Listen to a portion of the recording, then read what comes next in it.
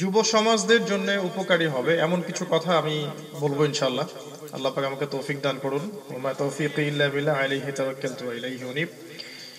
এই লেকচারটা যুবকদের জন্যই স্পেশালি।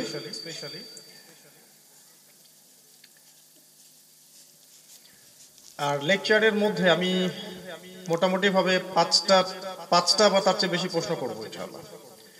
গত লেকচারও করেছি, বিগত 4-5টা মাহফিল থেকে করে আসছি আর কি।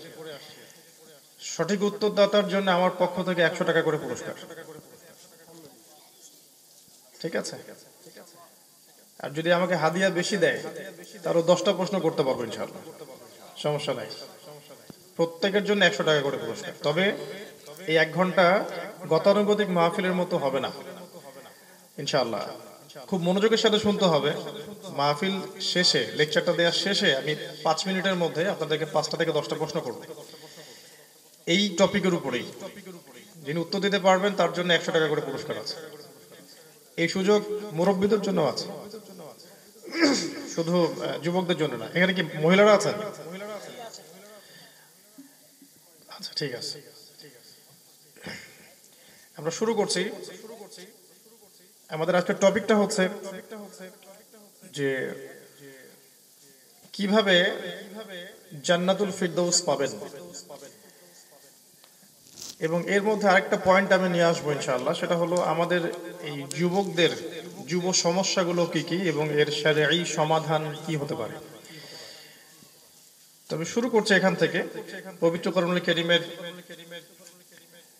সূরাতুল মুমিনুন এর প্রথম আয়াতগুলোর মধ্যে আল্লাহ পাক কিছু কোয়ালিফিকেশন বলেছেন, যেগুলো অর্জন করতে পারলে ইনশাআল্লাহ তাআলা একজন ব্যক্তি জান্নাতুল ফিরদাউসে যেতে পারবেন ইনশাআল্লাহ। ওটা বেশি আছে, ওইটাতে দিতেন তো ভালো হতো।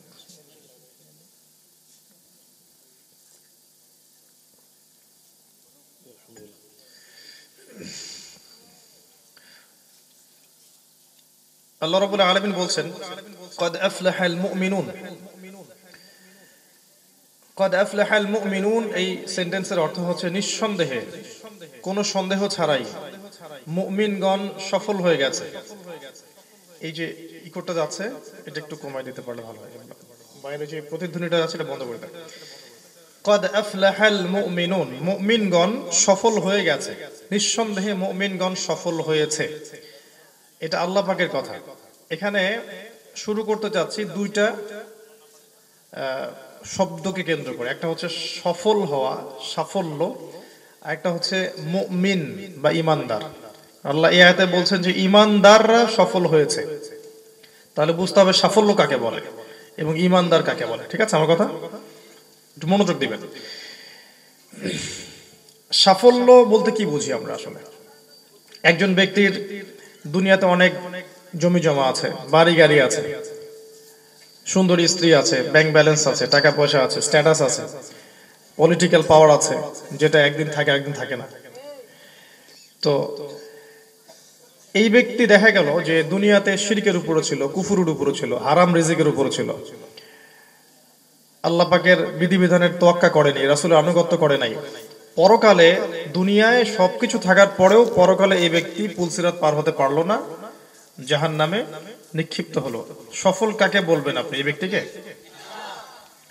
আরেকজন ব্যক্তি গরিব মিসকিন, তাকে দুনিয়ার বেশি মানুষ চিনে না, 5 ওয়াক্ত নামাজ পড়ে, রমজান মাসে রোজা রাখে, দান সাদাকা করে, সত্য কথা বলে, হালাল খায়, সে দুনিয়াতে এত বড় ফেমাস না, সেলিব্রিটি না, তার পলিটিক্যাল পাওয়ার নাই, সামাজিক স্ট্যাটাস কম, বড় চাকরি করে না, বড় ব্যবসা নাই, ব্যাংক ব্যালেন্স কম, জমি জমা কম, কিন্তু তার তাকওয়া, তার পরহেজগারিতা, তার তাওহীদ এবং সুন্নতের কারণে এই ব্যক্তির মৃত্যুর পর জান্নাতে চলে গেল।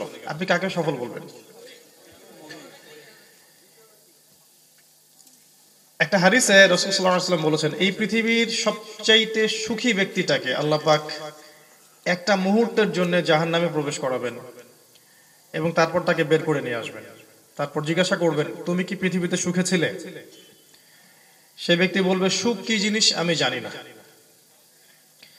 আর এই পৃথিবীর সবচেয়ে কষ্টে থাকা একজন ব্যক্তিকে আল্লাহ রাব্বুল আলামিন কিয়ামতের দিন জান্নাতে ক্ষণিকের জন্য প্রবেশ করাবেন, তারপরে বের করে নিয়ে আসবেন। তারপর বলবেন, পৃথিবীতে তুমি কি কখনো কষ্টে ছিলে? সে ব্যক্তি বলবে, কষ্ট কি জিনিস আমি সেটা জানি না। সাফল্য, বিজয় এর সংজ্ঞাটা আল্লাহ পাক দিয়েছেন সূরাতুল আলে ইমরানের মধ্যে, আয়াত নাম্বার 185 এর মধ্যে। আল্লাহ পাক বলেছেন, বা'দা আউযু বিল্লাহি মিনাশ শাইতানির রাজীম, কুল্লু নাফসিন যায়িকাতুল মাউত, প্রত্যেকটা নফস বা সত্তা মৃত্যুর স্বাদ গ্রহণ করবে। ওয়া ইন্নামা তুওয়াফাউনা উজুরাকুম ইয়াওমাল কিয়ামা, এবং তোমাদেরকে কিয়ামতের দিন তোমাদের প্রতিদান পূর্ণ মাত্রায় দিয়ে দেওয়া হবে। ফামান যুহজিহা আনিন নার ওয়া উদখিলাল জান্নাতা ফাকাদ ফাজ, যে ব্যক্তিকে জাহান্নামের আগুন থেকে বাঁচানো হবে এবং জান্নাতে প্রবেশ করানো হবে, শুধুমাত্র সেই ব্যক্তিই সফল। ওয়া মাল হায়াতুদ দুনিয়া ইল্লা মাতাউল গুরুর, আর এই দুনিয়ার হায়াতটা প্রতারণা, ধোঁকা ছাড়া কিছুই না। এই আয়াতের মধ্যে এই যে ফাকাদ ফাজ, সেই ব্যক্তি সফল হলো, দ্য ডেফিনেশন অফ সাকসেস এই আয়াতের মধ্যে দেয়া আছে। সাকসেসের সংজ্ঞা কি? যে ব্যক্তিকে পুল সিরাত পার করানো হবে, জান্নাতে প্রবেশ করবে, জাহান্নাম থেকে বাঁচানো হবে, ওনলি এন্ড ওনলি সেই ব্যক্তি সফল, আর কেউ সফল না। আমাদের ইসরায়েলের প্রেসিডেন্ট সফল না যদি কিনা সে জাহান্নাম থেকে বাঁচতে পারে। আমেরিকার প্রেসিডেন্ট সফল না যদি সে জাহান্নাম থেকে বাঁচতে না পারে। আজকের ইউনাইটেড নেশনস এর বড় বড় বিশ্ব নেতা যারা আছে, এরা কেউ সফল না যদি না ওরা পরকালে জাহান্নাম থেকে বাঁচতে পারে। মিসকিন মুমিনরা সফল হয়ে যাবে যদি তারা জাহান্নাম থেকে বেঁচে জান্নাতে চলে যেতে পারে। সাফল্যের মানদণ্ডটা কি আমাদেরকে বুঝতে হবে আগে।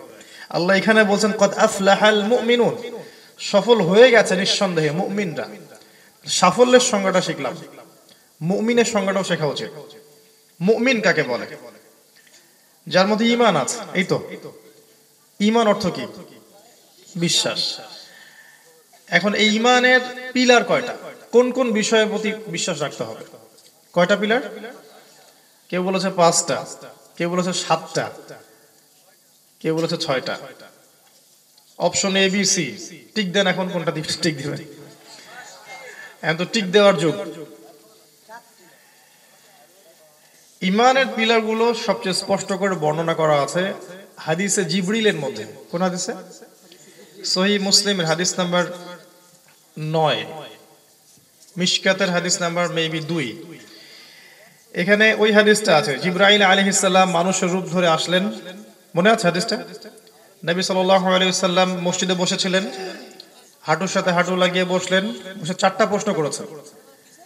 প্রথম প্রশ্ন করেছেন, ইয়া মুহাম্মদ সাল্লাল্লাহু আলাইহি ওয়াসাল্লাম আখবিরনি আনিল ইসলাম, ইসলামের সংজ্ঞা দেন। নবীজি বলেছেন, ইসলাম হচ্ছে আন তাশহাদু আল্লা ইলাহা ইল্লাল্লাহ ওয়া আন্না মুহাম্মাদুর রাসূলুল্লাহ, 1 নাম্বার। 2 নাম্বার তুকিমাস সালাহ ওয়া তুতিয়াজ যাকাত ওয়া তাসুমু রমাদান। তারপর কি? তাহুজ্জাল বাইতা ইন ইসতাতা'তা ইলাইহি সাবিলা। এই 5টা হচ্ছে ইসলামের পিলার। ইসলামের পিলার কয়টা? 5টা। তারপরে প্রশ্ন করেছেন তিনি, আখবিরনি আনিল ঈমান, ঈমান সম্পর্কে আমাকে বলুন। তখন নবীজি বলেছেন এই 6টা কথা। 1 নাম্বার আন তুমিনা বিল্লাহ, তুমি বিশ্বাস করবে এক আল্লাহর প্রতি, ওয়া মালাইকাতিহি, তার ফেরেশতা মণ্ডলীর প্রতি, ওয়া কুতুবিহি, তার আসমানি কিতাব সমূহের প্রতি, ওয়া রুসুলিহি, তার রাসূলগণের প্রতি, ওয়াল ইয়াউমিল আখির, পরকালের জীবনের প্রতি, ওয়াল কদরি খায়রিহি ওয়া শাররিহি, তাকদীরের ভালো মন্দের প্রতি। এই 6টার প্রতি তুমি বিশ্বাস করবে, এর নাম হচ্ছে ঈমান। তারপর আবার প্রশ্ন করেছিলেন, আখবিরনি আনিল ইহসান, ইহসান কি? ইহসান সম্পর্কে বলুন। নবীজি বলেছিলেন, আনতা আবুদুল্লাহা কাআন্নাকা তারাহ, তুমি এমন ভাবে আল্লাহর ইবাদত করবে যেন তুমি আল্লাহকে দেখছো। ওয়া ইল্লাম তাকুন তারাহ, তুমি যদি আল্লাহকে দেখতে না পাও, ফা ইন্নাহু ইয়ারাক, মনে রাখবে আল্লাহ তোমাকে দেখছেন। এই কনসিয়াসনেসের নাম হচ্ছে ইহসান। তারপরে তিনি আবার প্রশ্ন করেছেন, আখবিরনি আনিস সাআহ, কিয়ামত সম্পর্কে বলুন।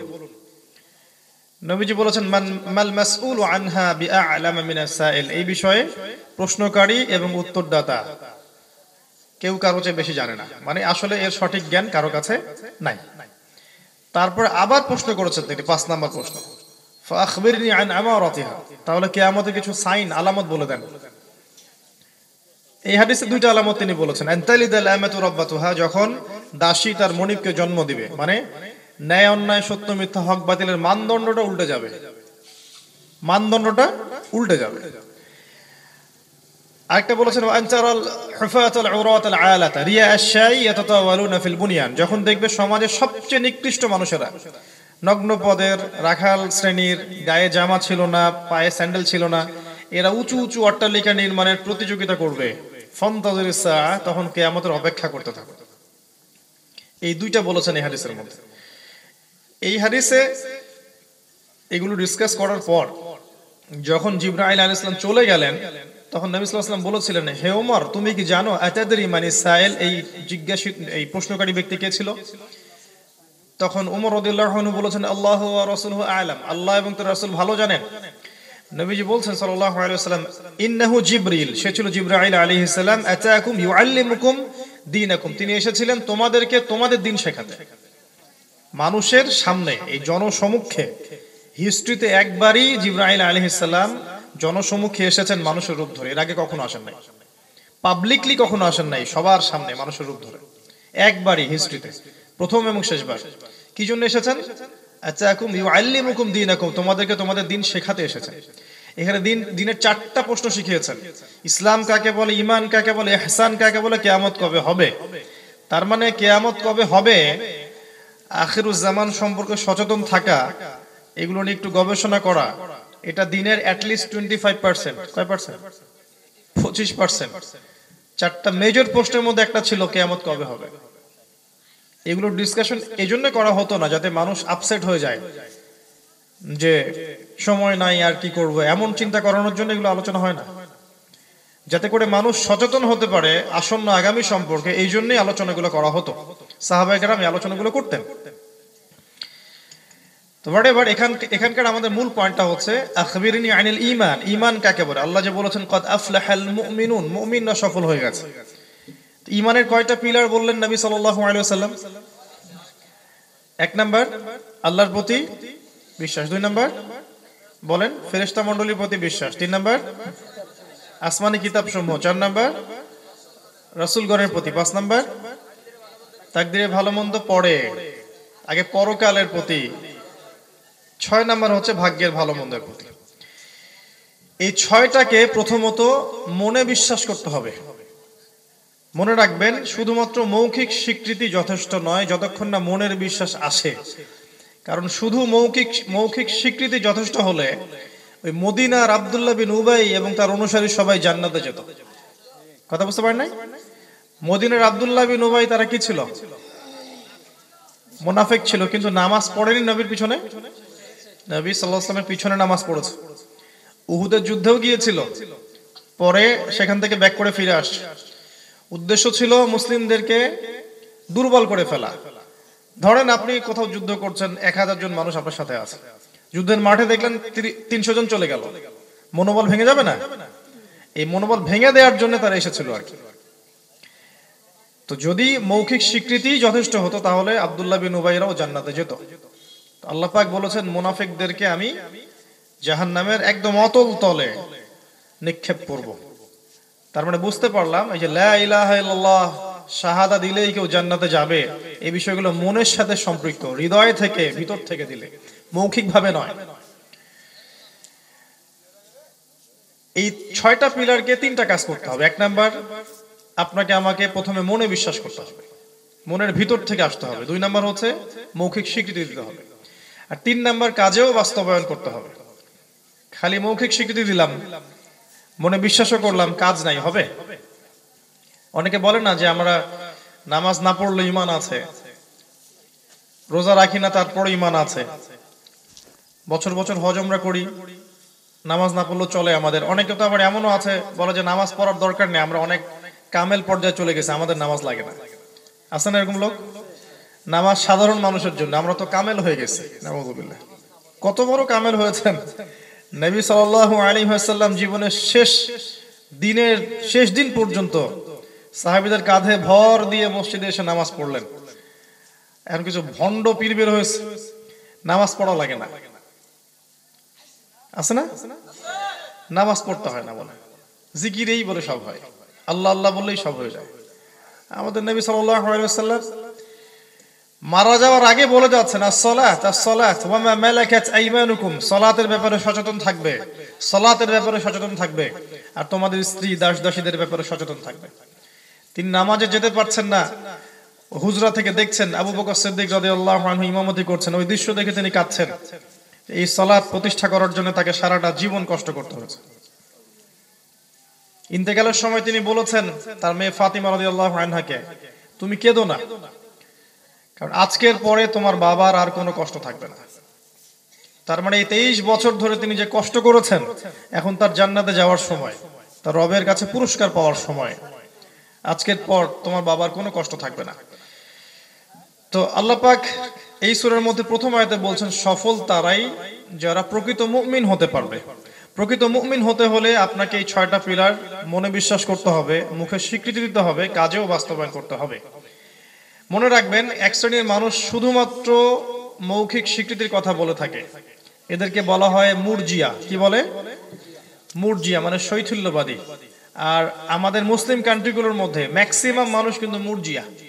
তারা মনে করে যে মৌখিক স্বীকৃতি দিয়েছি, লা ইলাহা ইল্লাল্লাহ বলেছি, জান্নাতে চলে যাব, আমল দরকার নাই আমার।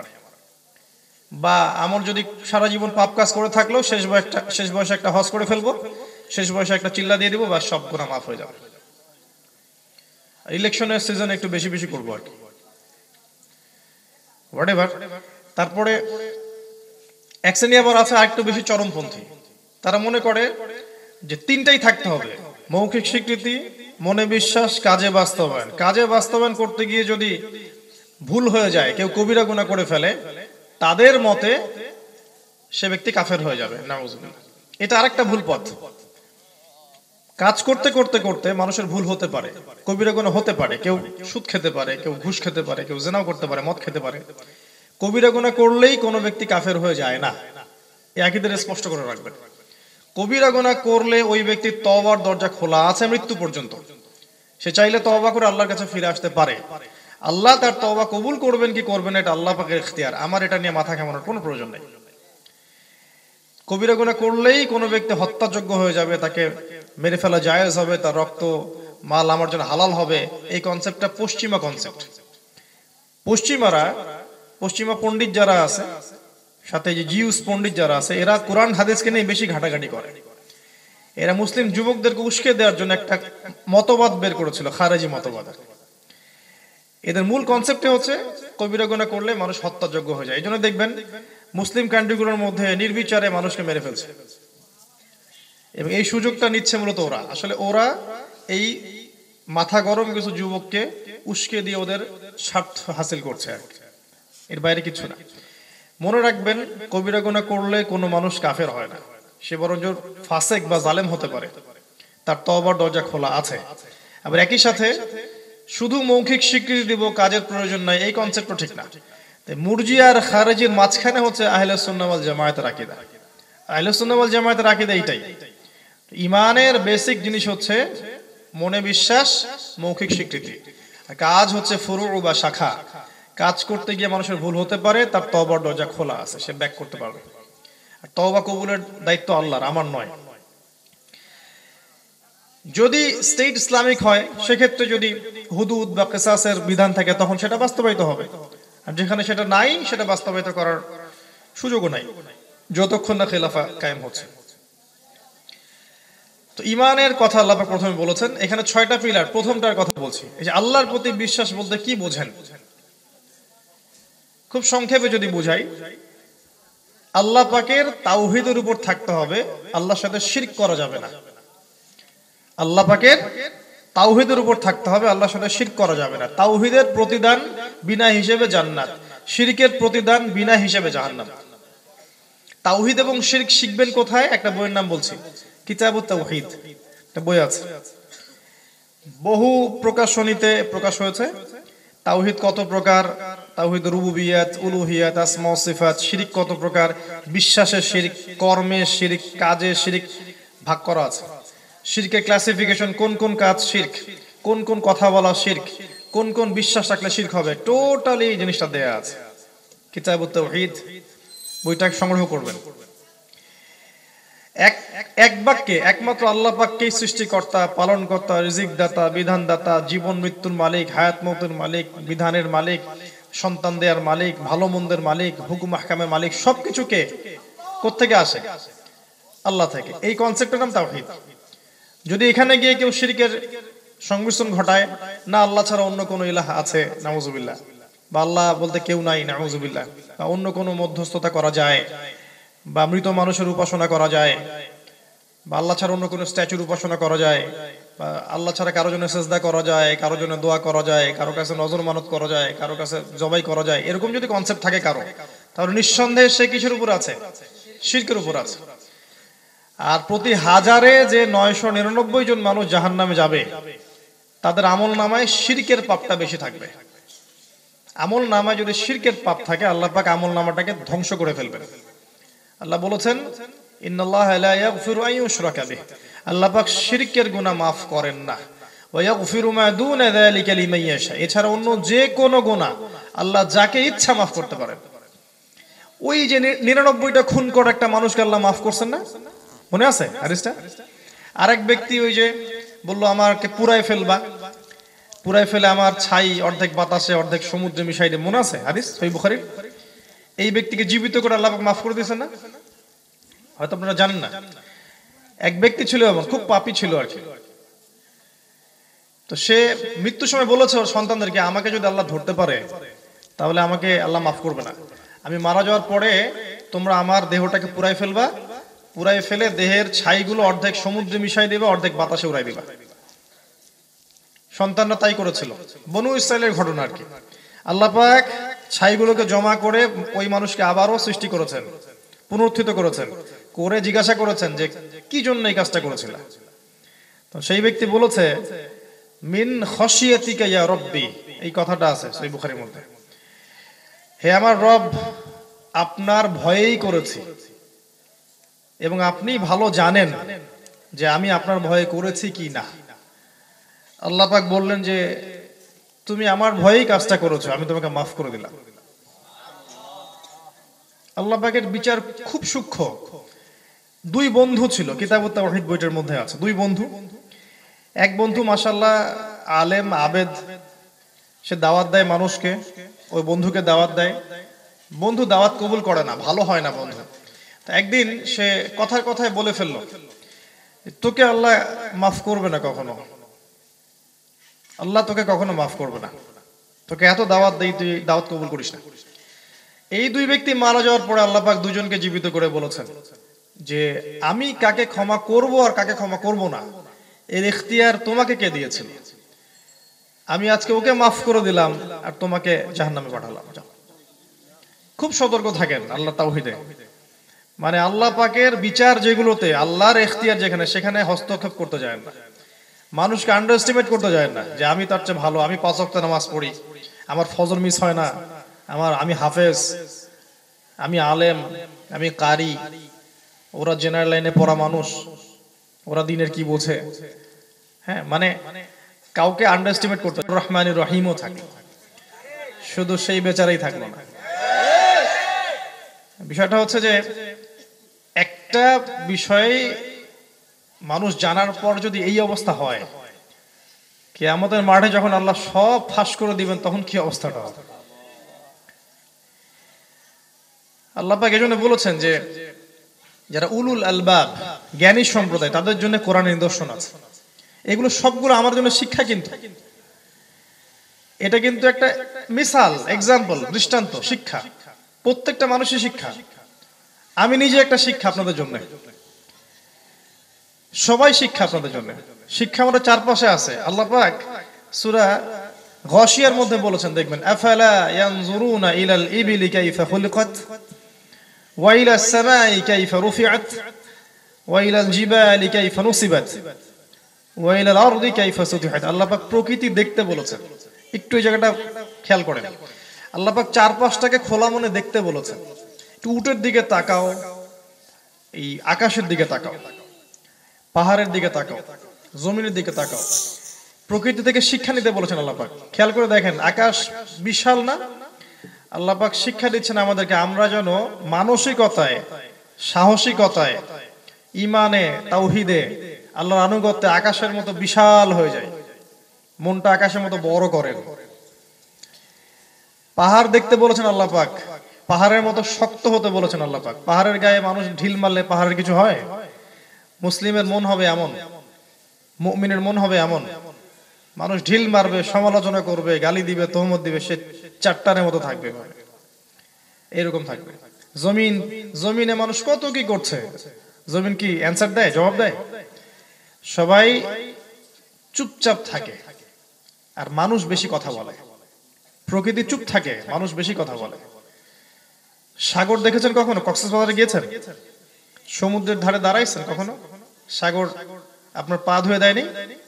এই বিশাল উত্তাল সাগর, আপনি যখন তার সামনে দাঁড়াচ্ছেন, এই বিশাল সাগরটা কত বিনয়ী, আপনার পা ধুয়ে দিচ্ছে। খেয়াল করে দেখেছেন? একটা নির্দিষ্ট সময় পর্যন্ত। ওই আল্লাহ যদি ওই সাগরকে আদেশ করেন, তখন সে আর পা ধুয়ে দিবে না, সে পুরো একদম উড়াই দিবে। প্রকৃতি থেকে আল্লাহ পাক শিখতে বলেছেন। সূরা হাদীদ পড়ে দেখেন, এই যে এখন আপনাদের ফসল কাটার মৌসুম না? কয়দিন আগে ফসলগুলো সবুজ ছিল না? সব চারপাশে সব সবুজ শ্যামল ধান ক্ষেত ছিল না?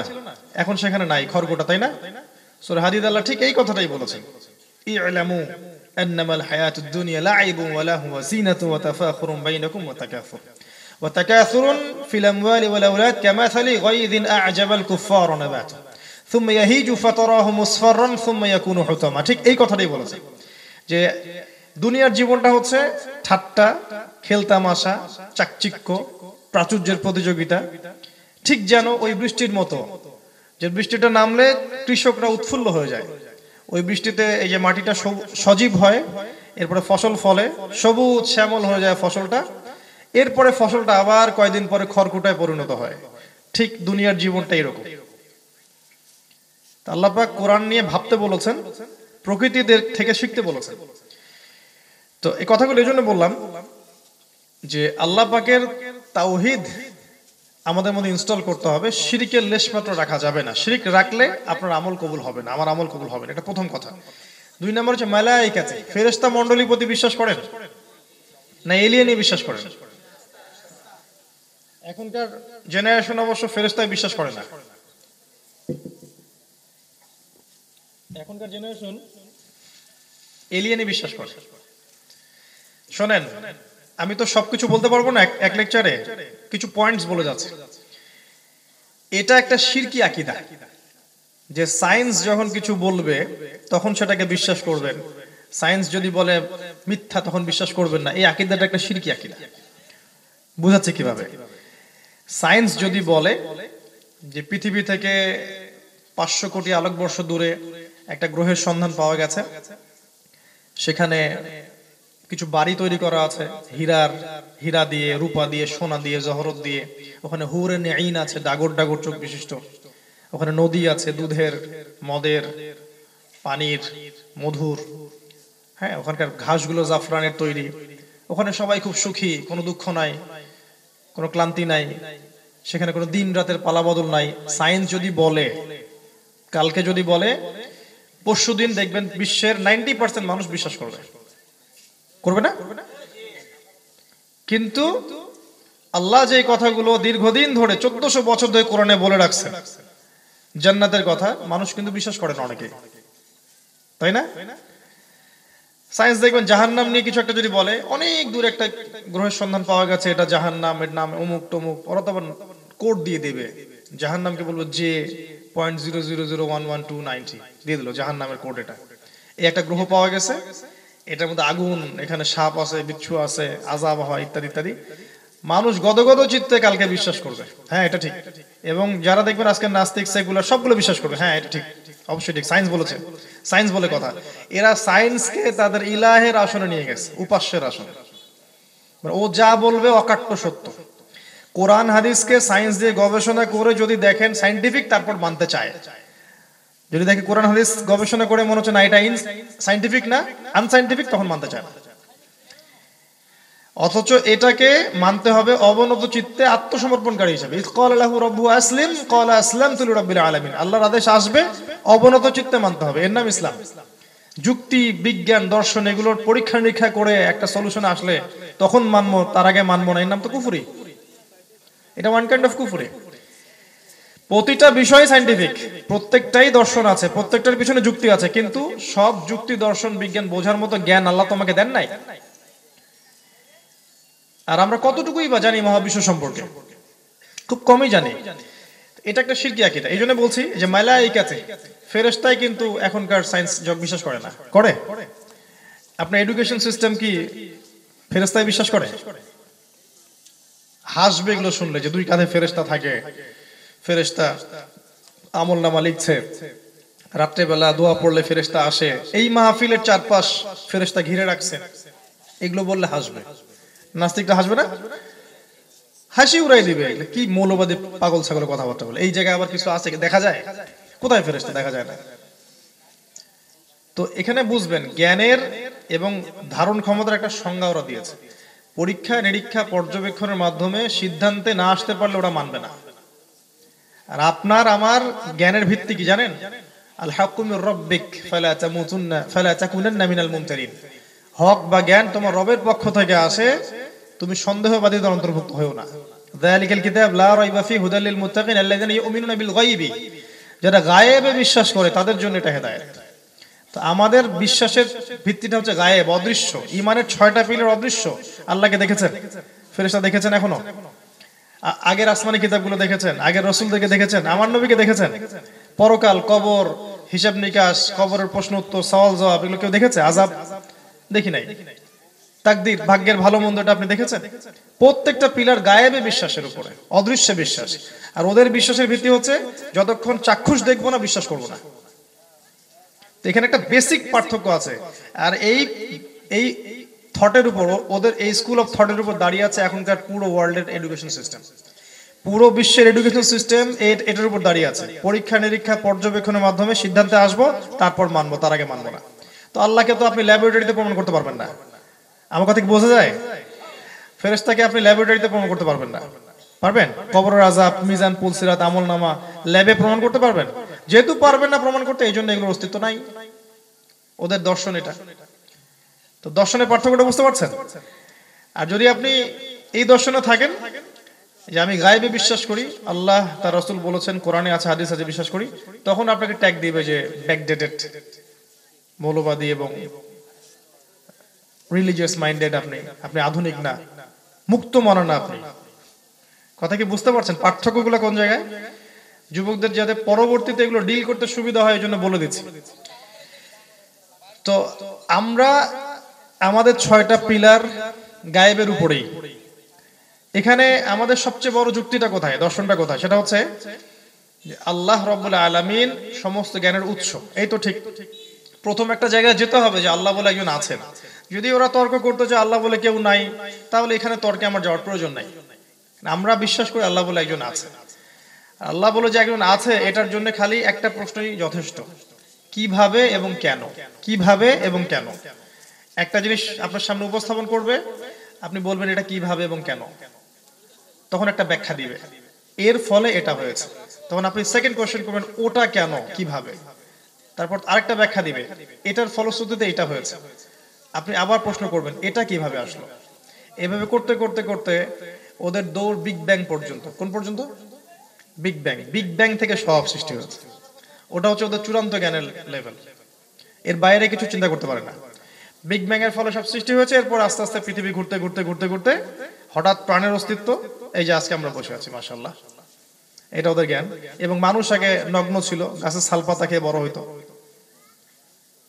আমি দেখলাম একজন হুজুর এই কথা বিশ্বাস করে যে মানুষ আগে নগ্ন ছিল, কাপড় ছিল না, গাছের ছালপাতা পেঁচায় জঙ্গলে জঙ্গলে ঘুরতো আর পশু পাখি শিকার করে খেত। ওই যে সমাজ বইগুলোতে আছে না এগুলো?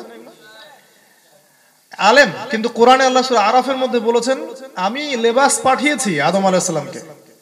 আদম আলাইহিস সালাম নগ্ন হয়ে ঘুরতেন রাস্তাঘাটে, নাউযুবিল্লাহ। ওদের কনসেপ্ট হচ্ছে সভ্যতা শুরু, ওদের কাছে মনে হয় যে পশ্চিমা সভ্যতা থেকে সভ্যতা শুরু। আর আমরা দেখছি কোরআনে সভ্যতা শুরু হচ্ছে নবী থেকে। নবীগণ প্রত্যেক সভ্যতার ধারক এবং বাহক, এবং তারা প্রত্যেকটা সভ্যতা গড়ে তুলেছেন। তারা দেখবেন রোমান সভ্যতা, ক্যাথলিক সভ্যতা, ওই পার্সিয়ান সভ্যতা, মেসোপটেরিয়ান সভ্যতা, গ্রিক সভ্যতা, এগুলো নিয়ে আপনাদেরকে তালগোল পাকাবে। এখান থেকে মানব জাতির সূচনা, এরকম একটা ভাবটা এরকম। অথচ এর যে লক্ষ লক্ষ বছর আগে আদম আলাইহিস সালাম থেকে শুরু হয়েছে পুরো হিস্ট্রি, এদিকে যেতে চায় না বা যেতে পারে না।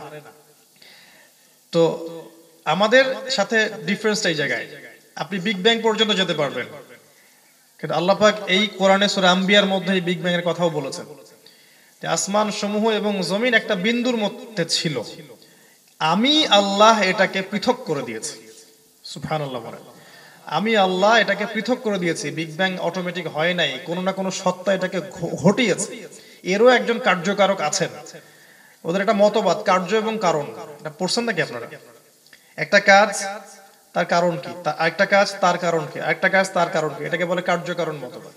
কারণ খুঁজতে যায়, প্রত্যেকটার পিছনে একটা কারণ। তা আমরা বলছি বিগ ব্যাং এর পিছনে কারণ আল্লাহ রাব্বুল আলামিন। ক্ষমতা থাকলে ভুল প্রমাণ করে। যদি বলে যে ওই আল্লাহর পিছনের কারণ কে, ওরা একটা প্রশ্ন করতে পারে, শয়তান শিখিয়ে দেয় যে আল্লাহ যদি সবকিছু করে থাকে তাহলে আল্লাহকে কে সৃষ্টি করেছে, বলে না?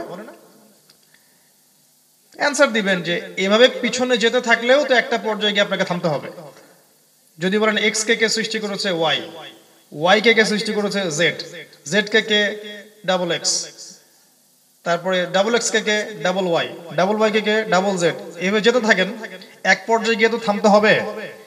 ওই ওই উৎসটা, সর্বোচ্চ সত্তা, পরমাত্মা বা সর্বোচ্চ শক্তিধর, মহাপরাক্রমশালী, যাই বলেন না কেন, যে নামেই ডাকেন না কেন, উনি একজন আছেন যিনি সবকিছু সৃষ্টি করেছেন। এই জায়গায় আসতে হবে। আর এই জায়গায় যখন আসতে হবে, এখানে যখন আসবে, তখন আপনি চ্যালেঞ্জ করবেন যে ওই আল্লাহ জ্ঞানের মূল উৎস। আমরা সেই পরম সত্তাকে বলছি আল্লাহ রাব্বুল আলামিন, আল্লাহ আযজা ওয়া জাল। তিনি জ্ঞানের উৎস, তিনি জ্ঞান দিয়েছেন আদম আলাইহিস সালামকে। আছে না কোরআনে, ওয়া আল্লামা আদামা আসমাউ কুল্লাহা, তিনি আদমকে জ্ঞান শিক্ষা দিয়েছেন। আল্লামাল ইনসান মা লাম ইয়ালাম, তিনি মানুষকে সেই জ্ঞান শিক্ষা দিয়েছেন যা মানুষ জানতো না। সো আল্লাহ হচ্ছেন জ্ঞানের মূল উৎস। এখান থেকে জ্ঞানটা চলে আসে আদম আলাইহিস সালামের কাছে, তারপরে বাই ডিএনএ আমাদের সবার কাছে। এবং প্রত্যেক যুগে যুগে আল্লাহ নবী পাঠিয়েছেন, রাসূল পাঠিয়েছেন, আসমানি কিতাব পাঠিয়েছেন, জ্ঞান আবার মানুষের কাছে ছড়িয়ে পড়েছে। এমনি এমনি ওই পশ্চিমা সভ্যতা থেকে জ্ঞান বিশ্ব শেখে নাই, আল্লাহ এবং তার রাসূল এবং তার আম্বিয়া কেরামের মাধ্যমে জ্ঞান মানুষ শিখেছে। এখানে গিয়ে দেখবেন আপনি যে তাদের সাথে আমাদের জ্ঞানতাত্ত্বিক একটা পার্থক্য আছে, এটা ভালো করে বুঝবেন। এই পার্থক্যের কারণেই কিন্তু মানুষ সেকুলার হচ্ছে, নাস্তিক হচ্ছে, জ্ঞানতাত্ত্বিক পার্থক্যের কারণে। মালায়েকায় তারা বিশ্বাস করতে চায় না, আমরা যেহেতু আল্লাহ বিশ্বাস করি, তার সব কথাই বিশ্বাস করি। সহজ সলিউশন। আর আমরা যেহেতু আল্লাহ বিশ্বাস করি, অতএব আল্লাহ পাকের প্রত্যেকটা কথাকে হক বলে মেনে নিতে আমাদের আপত্তি নাই, কারণ তিনি হচ্ছেন সর্বোচ্চ সত্তা, তারপরে আর কোনো সত্তা আছে নাই। এখন আমাদের বিশ্বাসটা কিন্তু স্থির হয়ে গেল, আমাদের বিশ্বাসটা স্থির, অস্থির না। তাদের বিশ্বাসগুলো স্থির হবে, তারা কারণ খুঁজবে, সলিউশন খুঁজবে, পাবে না।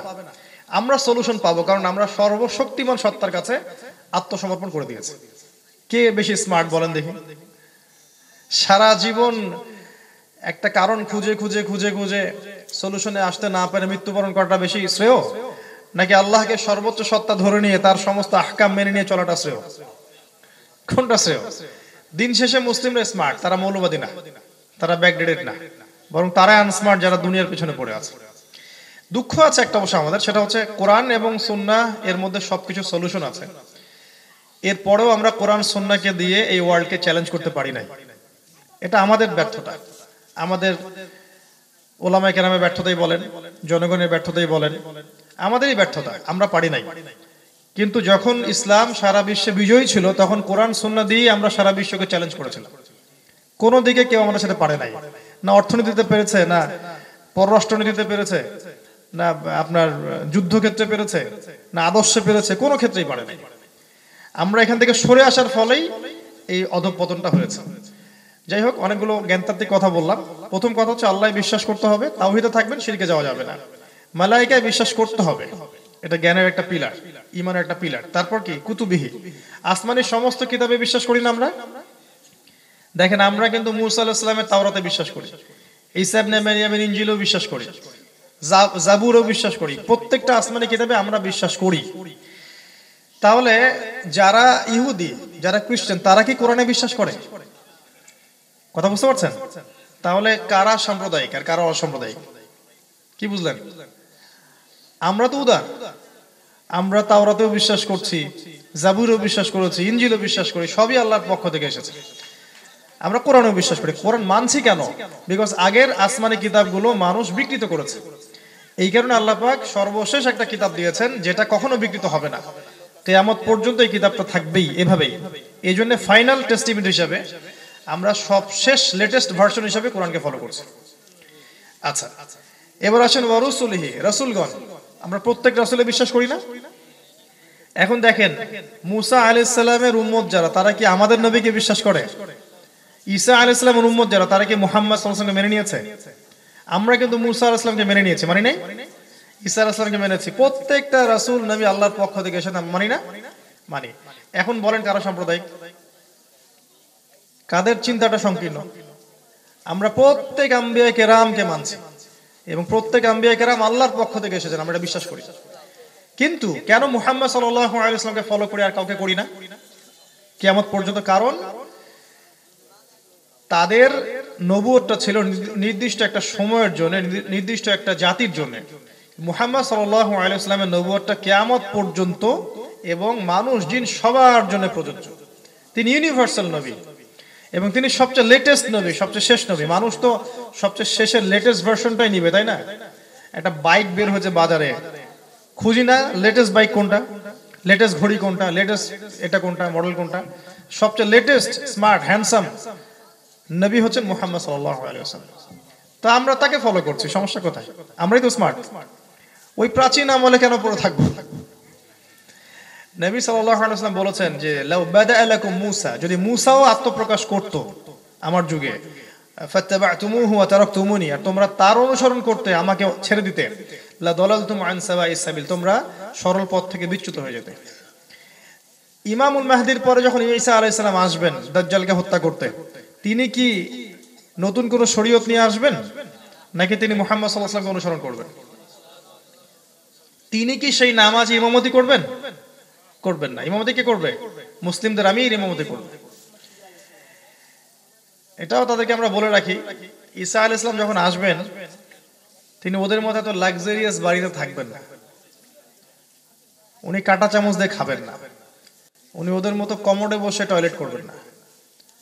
উনি টিস্যু পেপার ইউজ করবেন না।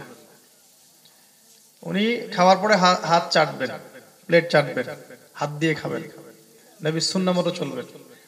আজকে যারা আমাদেরকে সভ্যতা শিখায়, তারা যে পানির বদলে টিস্যু নিবেন, কমোডে টয়লেট করবেন, ওদের মতো স্যুট টাই পরে ঘুরবেন, ওদের মতো কাঁটা চামচ দিয়ে খাবেন, সবকিছু ওদের মধ্যে কাট পেস্ট করতে বলে না।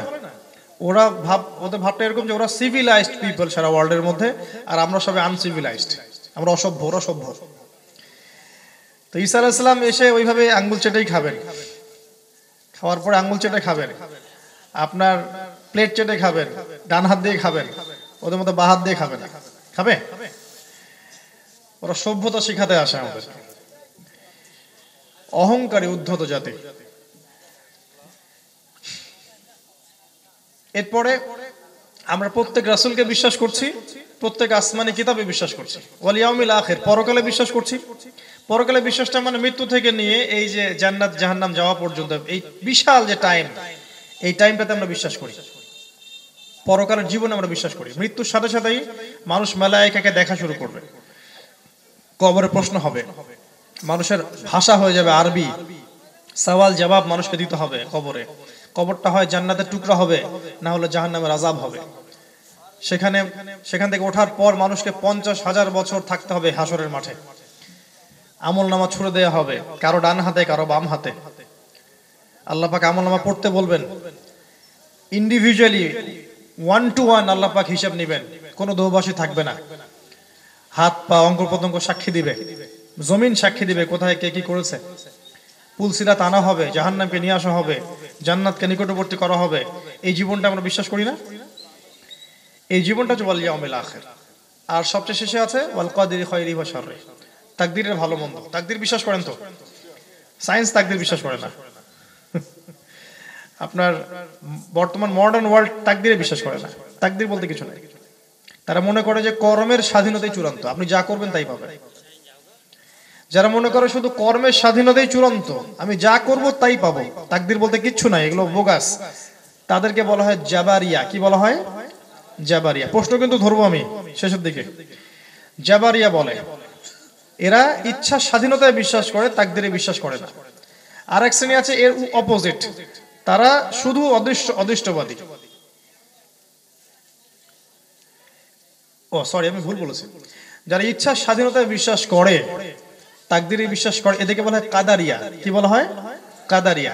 আর যারা অদৃষ্টবাদী, শুধু তাকদিরেই বিশ্বাস করে, মনে করে ইচ্ছা স্বাধীনতা বলতে কিছু নাই, এদেরকে বলা হয় জাবারিয়া। দুইটা দুই মেরুর। এক শ্রেণীর মানুষ বলে যে মানুষের তাকদিরে যা লেখা আছে তাই হবে, আমার কর্মের কোনো স্বাধীনতা নাই, এর নাম হলো জাবারিয়া। আর এক শ্রেণীর মানুষ বলে তাকদির বলতে কিচ্ছু নাই, আমি যা করব তাই পাবো, এর নাম হলো কাদারিয়া। এই দুটাই বাতিল ফেরকা। নবীজি বলেছেন কাদারিয়ারা মৃত্যুবরণ করলে জানাজায় যাবে না, এবং ওরা অসুস্থ হলে দেখতেও যাবে না। আর আমরা বিশ্বাস করি আসমান এবং জমিন সৃষ্টি করার 50,000 বছর আগে আল্লাহ পাক তাকদির লিখেছেন, এবং মায়ের গর্ভে শিশুর বয়স যখন 4 মাস তখন আবার তাকদির লেখা হয়েছে, এবং প্রত্যেক লাইলাতুল কদরে আপনার আমার তাকদির নবায়ন করা হয় 1 বছরের। তাকদিরে বিশ্বাস না করলে মানুষ হতাশ হবে। যে তাকদিরে বিশ্বাস করে সে হতাশ হবে না, সে আল্লাহর প্রতি ভরসা করে পথ চলতে পারবে। যারা আত্মহত্যা করে, সুইসাইড করে, এরা কিন্তু মূলত তাকদিরে বিশ্বাস করে না। তাকদিরে বিশ্বাস করতো তাহলে সে কিন্তু শক্ত থাকতো যে আল্লাহ পাক আমার তাকদিরে যা লিখেছেন হয়েছে, আমি আবার উঠে সামনে আগাবো ইনশাআল্লাহ। কিন্তু এরা হতাশাবাদী, তাকদিরে বিশ্বাস করে না, এর ফলে দেখা যায় আত্মহত্যার পথ বেছে নেয়। এই 6টা হচ্ছে ঈমানের পিলার। এই 6টাকে আমরা 3টা কাজ করব, মনে বিশ্বাস, মুখে স্বীকার করব, কাজে বাস্তবায়ন করব। এই মুমিনদেরকে আল্লাহ পাক বলেছেন আফলাহা, সফল হয়ে গেছে। এইভাবে যারা ঈমানদার তারা সফল। এরপর তাদের আর কিছু কোয়ালিফিকেশন আল্লাহ পাক বলেছেন, আমি অল্প কথায় বলে শেষ করছি, একটু মনোযোগ দেন। এইভাবে ঈমান আনার পরে আল্লাহ পাক কয়েকটা কাজ করতে বলেছেন। 1 নাম্বার সালাত। 1 নাম্বার কি? সালাত। আল্লাযীনা হুম ফি সালাতিহিম খাশিউন, যারা সালাতে খুশু খুজুর সাথে সালাত আদায় করে। খুব শর্ট করে বলছি, খুশু খুজুর সাথে সালাত মানে কি? মানে আপনাকে আউয়াল ওয়াক্তে, উত্তম ওয়াক্তে, ওয়াক্ত মতো সালাত পড়তে হবে। 1 নাম্বার কথা। এমন না যে সারা দিনের নামাজ রাত্রেবেলা গিয়ে পড়বে, এমন নয়। এখন যারা আমরা এখানে বসে আছি, লেকচারের ফাঁকে ফাঁকে একটু একটু করে দোয়া করতে থাকবেন। এই সময় দোয়া কবুল হচ্ছে ইনশাআল্লাহ। আল্লাহ পাক এখন অনেক নিকটবর্তী আছেন, আল্লাহর রহমত এখন অনেক নিকটবর্তী। আল্লাহ পাক এখন ফজর পর্যন্ত বলতে থাকবেন, কে আছো আমার কাছে কিছু চাইবে আমি তোমাকে তা দিব, কে আছো আমার কাছে ক্ষমা চাইবে আমি ক্ষমা করে দিব, কে আছো আমার কাছে দোয়া করবে আমি তোমার দোয়া কবুল করব। ফজর পর্যন্ত আল্লাহ বলতে থাকবেন, মনে মনে দোয়া করতে থাকেন, এখন দোয়া কবুল হবে ইনশাআল্লাহ। সালাতের 1 নাম্বার কাজ হচ্ছে আমাকে আপনাকে উত্তম ওয়াক্তে, সঠিক ওয়াক্তে সালাত পড়তে হবে, ডিলে করা যাবে না। 2 নাম্বার হচ্ছে রাসূল সাল্লাল্লাহু আলাইহি ওয়াসাল্লামের পদ্ধতি মতো সালাত পড়তে হবে, নিজের মন গড়া পদ্ধতিতে নামাজ পড়া যাবে না। ঠিক আছে? 3 নাম্বার হচ্ছে খুশু খুজুর সাথে, বিনয়ের সাথে সালাত পড়তে হবে। এটার পলিসি কি হতে পারে? নামাজে যা পড়ছি এর অর্থটা বুঝতে হবে। 1 নাম্বার, নামাজে যা পড়ছেন অর্থটা বোঝার চেষ্টা করতে হবে। সানায় কি পড়ছেন, আল্লাহু আকবার মানে কি, সূরা ফাতিহার অর্থ কি, সূরা ইখলাস, কাউসার, ফালাক, নাস এগুলোর অর্থটা কি, রুকুতে আপনি কি পড়ছেন, আল্লাহকে কি বলছেন আরবি দিয়ে, সামি আল্লাহু লিমান হামিদার মানে কি, রব্বানা ওয়া লাকাল হামদ মানে কি, হ্যাঁ, সিজদায় পড়ছে সুবহান রাব্বিয়াল আ'লা অর্থটা কি, তাশাহুদ আত-তাহিয়াতুর অর্থ কি, দরুদের অর্থ কি, দোয়া মাসরের অর্থটা কি, নামাজে কি পড়ছেন অর্থটা বুঝতে হবে। তখন দেখবেন মনোযোগ আগের চাইতে 60-70% বেড়ে গেছে ইনশাআল্লাহ। এখন মনোযোগ এদিক ওদিকে যাওয়া আসা করে না, এটা করবে না যদি আপনি অর্থটা জানতে পারেন, অর্থের দিকে মনোযোগ রাখতে পারেন। আরেকটা কাজ বলবো, নামাজে প্রতিদিন একই সূরা পড়বেন না। একই সূরা দিয়ে প্রতিদিন ফালাক, নাস আর ইখলাস এগুলো দিয়ে যে পড়তে থাকেন নামাজ, এটা করলে আপনি মনোযোগ কম পাবেন। চেঞ্জ করেন, সূরা চেঞ্জ করে করে পড়েন। একদিন 2 রাকাত নামাজে পড়েন ফালাক, নাস, তারপরে 2 রাকাতে পড়েন আপনি লাহাব, নাসর, আবার 2 রাকাতে পড়েন কাফিরুন, অন্য কিছু, দেখবেন মনোযোগ বাড়বে। এই মনোযোগ বাড়ার টিপস। আরেকটা টিপস হচ্ছে ব্যস্ততা থেকে ফারেক হয়ে নামাজ পড়েন, হাতে কাজ নিয়ে নামাজ পড়বেন না। মনে করেন আপনার কোনো একটা মিটিং ধরতে হবে, খুব তাড়াহুড়া করছেন যে মিটিংটা ধরতে হবে, তাড়াতাড়ি নামাজটা পড়ে আমি চলে যাই, এমনটা করবেন না। রিল্যাক্সে নামাজ পড়ে তারপর মিটিংয়ে যান। ওখানে যে আপনি সফলতাটা পেতেন আল্লাহ পাক নামাজের সময় দেওয়ার কারণে আপনাকে দিয়ে দিবেন ইনশাআল্লাহ।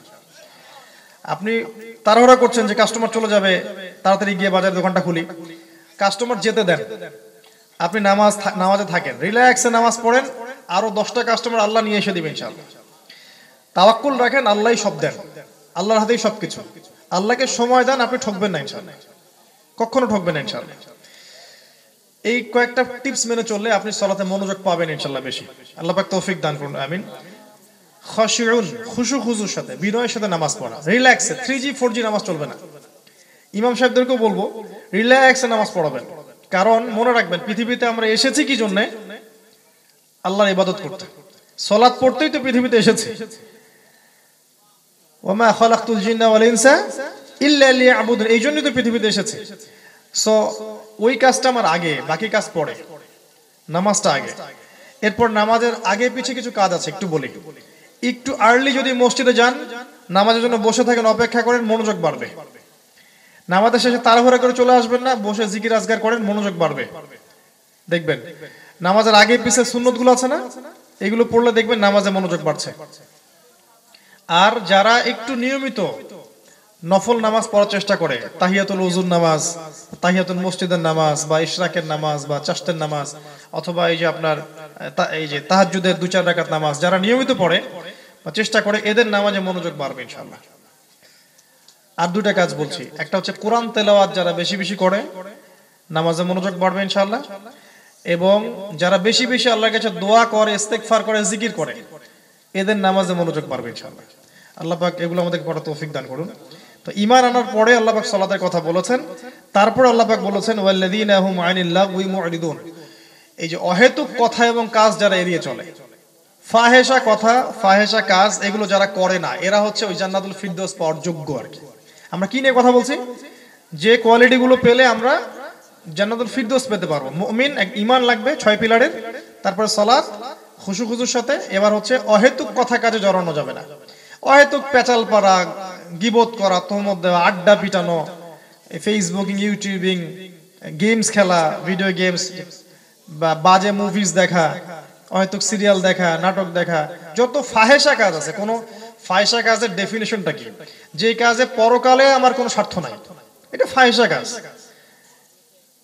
পর্নোগ্রাফি দেখা, মুভিজ দেখা, ব্লু ফিল্ম কেউ দেখে, এই যে আপনার বিভিন্ন অপসংস্কৃতির সিরিয়াল গুলো দেখে, ইংরেজি মুভি দেখতেছে, গার্লফ্রেন্ডের সাথে কথা বলে সময় পার করতেছে, আড্ডা পিটাচ্ছে বন্ধুদেরকে নিয়ে, অহেতুক বাইক রেস করতেছে, মানে যেগুলো অহেতুক কাজ।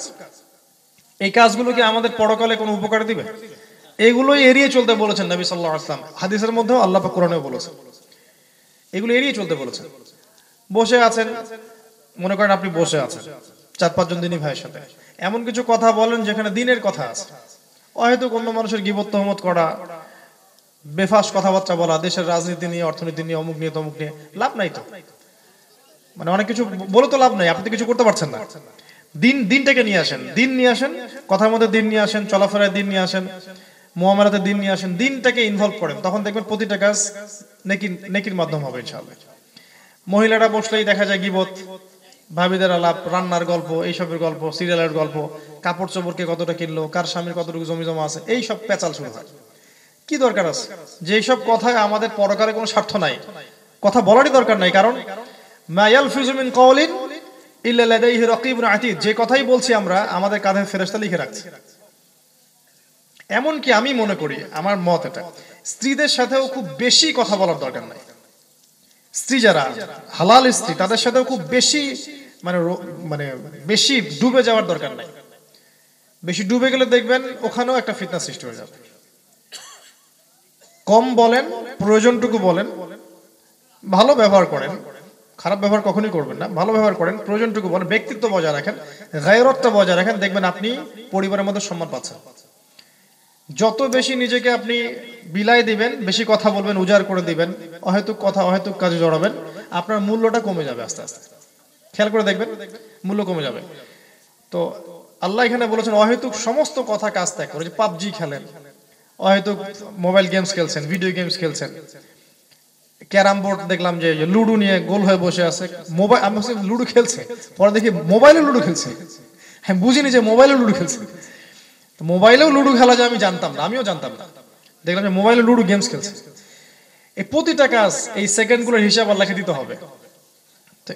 সময়টাকে এমনভাবে কাজে লাগাবো যাতে করে আমরা এই সময়টুকুর মূল্য আল্লাহকে দিতে পারি।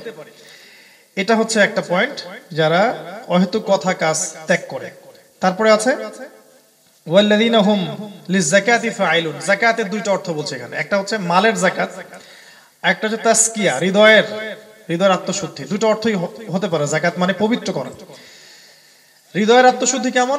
মনের মধ্য থেকে হিংসা, বিদ্বেষ, এই যে গীবত, তহমত, অহংকার, এইসবকে দূর করা। এভাবে দূর করতে পারলে মনটা হবে পবিত্র। পবিত্র মনের মধ্যে পবিত্র রবের নূর আসে। মনে রাখেন, পবিত্র মনের মধ্যে পবিত্র আল্লাহ পাকের নূর নাজিল হয়। অপবিত্র মনের মধ্যে কখনো নূর নাজিল হয় না। তো মনটা পবিত্র করবেন কিভাবে? যত খারাপ রিপু আছে ত্যাগ করতে হবে। আল্লামা ইমাম গাজ্জালী রাহিমাহুল্লাহর বই পড়েছেন না? নাম শুনেছেন তো? ইমাম গাজ্জালী রাহিমাহুল্লাহর এরকম আত্মশুদ্ধিমূলক অনেক বই আছে, কিভাবে আপনি মনের মধ্য থেকে খারাপ রিপুগুলোকে বের করবেন। আর এখন তো মুসলিমদের মূল সমস্যা মনেই, তাই না? মনের মধ্যে অহংকার, মনের মধ্যে হিংসা, বিদ্বেষ, গীবত, তহমত, ভাইয়ে ভাইয়ে মারামারি, কাটাকাটি, দলাদলি, ফেরকাবাজি, এগুলো তো চলছে। তো মনটাকে পরিশুদ্ধ করতে হলে কয়েকটা কাজ ইম্পর্টেন্ট। এক নাম্বার হচ্ছে বেশি বেশি কোরআন তেলাওয়াত করা। যে যত বেশি কোরআন তেলাওয়াত করবে মনটা পবিত্র হবে, ফ্রেশ হতে থাকবে। মনের যে কালিমাগুলো আছে, নফসে যে গুনাহ করলে যে কালিমাটা পড়ে, এটা উঠে যাবে ইনশাআল্লাহ আস্তে আস্তে। কোরআন তেলাওয়াত বাড়িয়ে দেন। আরেকটা হচ্ছে বেশি বেশি আল্লাহর জিকির করা, সুবহানাল্লাহ, আলহামদুলিল্লাহ, লা ইলাহা ইল্লাল্লাহ, আল্লাহু আকবার, লা হাওলা ওয়ালা কুওয়াতা ইল্লা বিল্লাহ, বেশি বেশি পড়া। যত বেশি পড়বেন মনের কালিমা মুছতে থাকবে ইনশাআল্লাহ। আরেকটা কাজ হচ্ছে মৃত্যুকে স্মরণ করা। মৌতকে যে বেশি স্মরণ করবে, পরকালকে স্মরণ করবে, তার মনের মধ্য থেকে খারাপ জিনিসগুলো ঝরতে থাকবে। এই তিনটা কাজ মনের মধ্যে নূর নিয়ে আসবে ইনশাআল্লাহ। তখন দেখবেন আপনার মনটা আত্মশুদ্ধিতে ভরপুর হচ্ছে। এই মনের নূর দিয়ে পরকালে পুলসিরাতে আপনি আলো পাবেন ইনশাআল্লাহ। পরকালে পুলসিরাত পার হওয়ার সময় নূর লাগবে। সূরা হাদীদ পড়ে দেখেন, ইয়াউমা তারাল মুমিনিনা ওয়াল মুমিনাত ইয়াসআ নূরুহুম বাইনা আইদিহিম ওয়া বিআইমানিহিম। কিয়ামতের মাঠে মুমিনদের সামনে আর ডান দিকে নূর থাকবে। দুনিয়াতে যে নূর নিয়ে যেতে পারবে না, পরকালে নূর পাবে না। সূরা নূর পড়ে দেখেন। সূরা নূর হচ্ছে সেই সূরা যে সূরা পড়লে আপনি জানতে পারবেন কিভাবে নূর অর্জন করতে হয়। ওই যে প্রথমে বলা আছে না, এই যে চোখ নামানোর কথা আছে না সূরা নূরে, চোখ নামানোর কথা, জিনা থেকে দূরে থাকার কথা আছে না? এই চোখ নামানো, জিনা থেকে দূরে থাকা, এই যে পর্দার বিষয়গুলো, এগুলো মনের মধ্যে নূর নিয়ে আসে। আর কেউ যদি এগুলো জড়ায় যায়, মনের সব নূর চলে যাবে। একটু মিলায় দেখবেন। আপনি মনে করেন সারাদিন অনেক ইবাদত বন্দেগী করলেন, এখন ধরেন রাস্তায় চলতে গিয়ে আপনার 10-12টা মেয়ের দিকে চোখ পড়েছে বেগানা, এবং তাদের ড্রেস আপ ভালো ছিল না, আপনার চোখ পড়ে গেছে। দেখবেন আপনার ভিতরে খারাপ একটা ফিলিংস জন্ম নিচ্ছে, কিন্তু খারাপ লাগছে বিষয়টা, আপনার নূরটা চলে যাচ্ছে, আছে না? ওই ইবাদতের পরিশুদ্ধতা থাকছে না, মনে হচ্ছে কি জানি একটা নোংরা হয়ে গেল মনটা আমার। নূর এভাবে চলে যায়। সূরা নূর পড়লে বুঝবেন কিভাবে নূর ধরে রাখতে হয়। আল্লাহ পাক আমাদেরকে সবাইকে নূর, আল্লাহর পক্ষ থেকে নূর দান করুন, আমিন। তো এখানে আল্লাহ পাক বলেছেন যাকাতের কথা। প্রথমে আত্মশুদ্ধি মনের, আরেকটা হচ্ছে মালের যাকাত। মালের যাকাত তো বোঝেন, নিসাব পরিমাণ সম্পদ হবে, যাকাত দিবেন। অনেকদিন বলেছি লেকচারে, আবার বলছি, যাকাত হচ্ছে ইসলামিক ইকোনমিক্স এর বেস। আর এখনকার ইকোনমিক্স যেটা চলছে ওয়ার্ল্ড ওয়াইড, এটার বেস হচ্ছে রিবা বা সুদ। আল্লাহ পাক সুদকে হারাম করেছেন, ব্যবসাকে হালাল করেছেন। সুদ নিয়ে অনেক লেকচার আছে আমার, আমি বলেছি এটা মায়ের সাথে জেনার মতো অপরাধ, এটা আল্লাহ এবং তার রাসূলের সাথে যুদ্ধ করার মতো অপরাধ। কোন যুবক যেন ভুলেও এইসব জবের মধ্যে না জড়ান। পক্ষান্তরে ইসলামিক ইকোনমিক্স হচ্ছে ব্যবসা ভিত্তিক, যাকাত কেন্দ্রিক, কৃষি ভিত্তিক। এখানে টাকা বা মুদ্রা, যেটা সম্পদ, এটা মার্কেটের মধ্যে ঘুরতে থাকে। কখনো কেউ ধনী হয়, কখনো কেউ গরিব হয়। চিরস্থায়ী কেউ ধনী হয় না, চিরস্থায়ী কেউ গরিব হয় না। আর সুদের মধ্য দিয়ে মানুষ, ধনিক শ্রেণীর মানুষ চিরস্থায়ী ধনী হয়ে যায়, আর গরিবরা আস্তে আস্তে আরো বেশি দরিদ্র হয়ে যায়। এটা হচ্ছে গরিবের রক্ত চোষার মতো অপরাধ। এই কারণেই সুদখোরদেরকে কিয়ামতের মাঠে রক্তের নদীতে ফেলে মাথা ফাটিয়ে দেওয়া হবে। এটা নিয়ে আমি অন্য একদিন লেকচার দেবো ইনশাআল্লাহ। আজকে আমি এটা নিয়ে ডিটেলস বলার মতো পরিবেশ মনে করছি না, সময় পাচ্ছি না। ইকোনমিক্স এর উপর আলাদা লেকচার যাবে ইনশাআল্লাহ। তো মনে রাখবেন, যাকাত ইসলামিক অর্থনীতির মূল ভিত্তি। যাকাত যত বেশি চলবে একটা সমাজের মধ্যে, সেখানে দারিদ্রতা কমে যাবে, আপনার সাম্য চলে আসবে। ক্যাপিটালিজম বোঝেন না, পুঁজিবাদ, এটা থাকবে না। সাম্যবাদ চলে আসবে, সবাই খাবে, কেউ খাবে না এমন হবে না। এই হলো যাকাতের কথা আল্লাহ বলেছে। এরপর বলেছেন লিফুরুজিহিম হাফিজুন, আপনার লজ্জাস্থানকে হেফাজত করতে বলেছেন। এটা ইয়াংদের জন্য বেশি ইম্পর্টেন্ট। লজ্জাস্থানকে হেফাজত করতে হলে ফার্স্ট অফ অল আপনার তরবিয়তটা হতে হবে ইসলামিক, ইসলামী তরবিয়তে বড় হতে হবে। 5 ওয়াক্ত সালাত জামাতে পড়বেন, কমিউনিটি নিয়ে থাকবেন, খারাপ বন্ধুদের সাথে মিশবেন না, একা একা ঘুমাবেন না, এবং স্মার্টফোন যত কম ইউজ করা যায় তত ভালো। পর্নোগ্রাফিতে আসক্ত হবেন না, আর কো এডুকেশনের মধ্যে জড়াবেন না, অ্যাফেয়ারে যাবেন না, গার্লফ্রেন্ড বান্ধবী টান্ধবী পাতাবেন না। নিজেকে পবিত্র রাখেন, আল্লাহ পাক আপনাকে পবিত্র স্ত্রী দান করবেন ইনশাআল্লাহ। নিজেকে অপবিত্র করে ফেলবেন, আল্লাহ কিন্তু পবিত্র স্ত্রী দিবে না। মনে রাখবেন, আপনি যেমন হবেন সেরকম স্ত্রী পাবেন। আপনি যদি বিয়ের আগে 10 ঘাটের পানি খেয়ে থাকেন, আপনি বিয়ের পর দেখবেন আপনার বউ বিয়ের আগে 10 ঘাটের পানি খেয়েছে। হ্যাঁ, বাস্তব। মানে যে যেমন দেখবেন তার সাথে ওরকম জুটে যায়। ব্যতিক্রম হতে পারে, কিন্তু আল্লাহ পাকের ইনসাফ কিন্তু আছে একটা। আপনি যদি অন্যের বোনকে নিয়ে খারাপ কিছু করেন, দেখবেন আপনার বোনের ভাগ্যে এরকম কিছু একটা হয়ে গেছে। নাউজুবিল্লাহ। আল্লাহ পাক খুবই জাস্টিস পড়ান, আলিমুন হাকিম। নিজেকে পবিত্র রাখেন, আপনি পবিত্র স্ত্রী পাবেন ইনশাআল্লাহ। এর জন্য আপনি আল্লাহর কাছে বেশি বেশি দোয়া করবেন, নামাজের সিজদায় দোয়া করবেন, আল্লাহর কাছে চেয়ে নিবেন, আল্লাহ আমাকে এমন জীবন সঙ্গিনী দেন যারা বা যে আমাকে আপনার পথে চলতে সাহায্য করবে এবং আমার যে জীবনের উদ্দেশ্য এখানে আমাকে হেল্প করবে। ইনশাআল্লাহ আল্লাহ পাক মিলিয়ে দিবেন ইনশাআল্লাহ। এছাড়া অন্য যে কোনো পথ অবলম্বন করতে আল্লাহ পাক নিষেধ করেছেন, ফামানি বিতাগা ওয়ারা যালিক ফাউলাইকা হুমুল আদুন। স্ত্রী এবং হালাল দাসী, যেটা জিহাদের মাঠ থেকে পাওয়া যেত, এটা এখন পাওয়া যাচ্ছে না। এই দুটো বাদ দিয়ে অন্য যে কোনো পন্থায় যৌন প্রবৃত্তি নিবারণ করতে আল্লাহ পাক নিষেধ করেছেন। যেমন পরকিয়া বা হারাম জেনা বা হস্তমৈথুন বা পর্নোগ্রাফি বা ইত্যাদি যেগুলো আছে, জিনা, অন্য কোনো মাধ্যমে সেক্সুয়াল চাহিদা নিবারণ করতে আল্লাহ পাক নিষেধ করেছেন। যদি কেউ করে, আল্লাহ পাক বলেছেন সে হবে সীমা লঙ্ঘনকারী। স্ত্রীর কাছে গিয়ে করলে কোনো সমস্যা নাই, একাধিক স্ত্রীর কাছে গিয়ে করলে কোনো সমস্যা নেই, এবং যেটা সত্যিকারের গনিমতের দাসী সেটা ক্ষেত্রে কোনো সমস্যা নাই, কিন্তু সেটা এখন আমাদের সমাজে নেই। আর দুটা কথা আল্লাহ বলেছেন যে ওয়াল্লাযীনা হুম লিআমানাতিহিম ওয়া আহদিহিম রাউন, যারা আমানত রক্ষা করে এবং ওয়াদা পালন করে। এই লাস্টের দুইটা, আমানত রক্ষা করে, ওয়াদা পালন করে। ওয়াদা পালন তো বোঝেন, মুনাফিকের 3টা চরিত্র আছে না, তার মধ্যে একটা হচ্ছে ওয়াদা করলে ভঙ্গ করা। আর ওয়াদা ভঙ্গে এখন মুসলিমরা সবচেয়ে বেশি অগ্রগামী, ওয়াদা করলেই ভঙ্গ করবে। দেখবেন যে বিশেষ বিশেষ অকেশনের আগে অনেক ওয়াদা দিয়ে যাচ্ছে, স্বার্থ উদ্ধার শেষ, ওয়াদাও শেষ, আছে না? আমরা ওয়াদা এরকম ভঙ্গ করছি। আর আমানত, আমানত কি জিনিস? আমানত 2 প্রকার, আল্লাহর আমানত আর বান্দার আমানত। আল্লাহর আমানত হচ্ছে ইসলাম, এই কোরআন, এই সুন্নাহ, এই যে রাসূলের হাদিস, দিনের জন্য দিন কায়েমের চেষ্টা করা, এগুলো হচ্ছে আল্লাহর আমানত। আর বান্দার আমানত, এই যে বান্দার পরিবারের আমানত কর্তার কাছে, পরিবারের মায়ের আমানত আছে স্বামীর অনুপস্থিতিতে, পর্দা করা নারীর ইজ্জতের আমানত, সমাজের নেতার আমানত এই সমাজের জনগণ, রাষ্ট্রের নেতার আমানত রাষ্ট্রের জনগণ, এগুলো সবই আমানত। তো যারা আমানত রক্ষা করে চলে এরা জান্নাতুল ফিরদৌস পাবে ইনশাআল্লাহ। আল্লাহ পাক মুনাফিক বলেছেন। আর শেষে আল্লাহ পাক আবারও সালাতের কথা বলেছেন, ওয়াল্লাযীনা হুম লিসালাতিহিম ইউহাফিজুন আলা সালাতিহিম ইউহাফিজুন, যারা সালাতকে হেফাজত করে, একদিন 2 দিন পড়ি 7 দিন পড়ি এমন না, হেফাজত করে মানে সংরক্ষণ করে, আমৃত্যু পর্যন্ত সালাতের উপর কায়েম থাকে। এই কয়েকটা কোয়ালিফিকেশন যারা অর্জন করতে পারবে, আল্লাহ পাক বলেছেন যে উলাইকা হুমুল ওয়ারিসুন, এরা হচ্ছে উত্তরাধিকারী। কিসের উত্তরাধিকারী? আল্লাযীনা ইয়ারিসুনাল ফিরদাউস হুম ফিহা খালিদুন, তারা হচ্ছে জান্নাতুল ফিরদাউসের উত্তরাধিকারী এবং সেখানে তারা চিরস্থায়ী হবে। তাহলে আমরা কতগুলো বৈশিষ্ট্য পেলাম? 1 নাম্বার, আমার সাথে বলেন, পরিপূর্ণ মুমিন হতে হবে। 2 নাম্বার হচ্ছে সালাত কায়েমকারী হতে হবে, খুশু খুজুর সাথে নামাজ পড়তে হবে। 3 নাম্বার, অহেতুক যাবতীয় কথা এবং কাজ ছেড়ে দিতে হবে, ত্যাগ করতে হবে। 4 নাম্বার হচ্ছে হৃদয়ে আত্মশুদ্ধি অর্জন করতে হবে। 5 নাম্বার, আপনার মালের যাকাত প্রদান করতে হবে। 6 নাম্বার, লজ্জাস্থানের হেফাজত করতে হবে, তবে হালাল স্ত্রীর কাছে হেফাজতের প্রয়োজন নেই।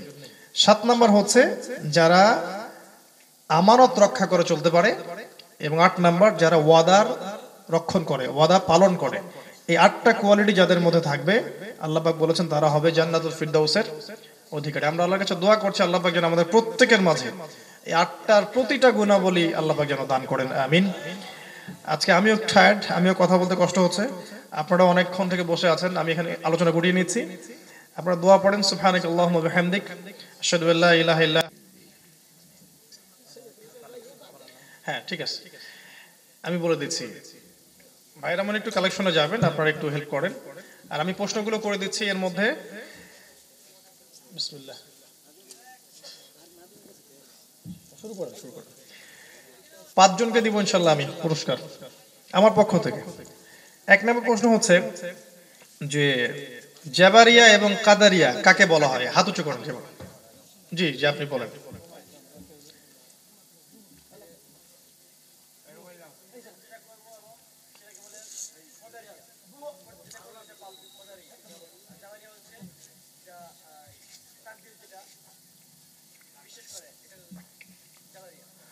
উত্তর ঠিক আছে, ওটা ভালো করে বলতে পারেনি হয়তো উনি। মানে যারা কর্মের স্বাধীনতায় বিশ্বাস করে, তাকদীরে বিশ্বাস করে না, এদেরকে কি বলে?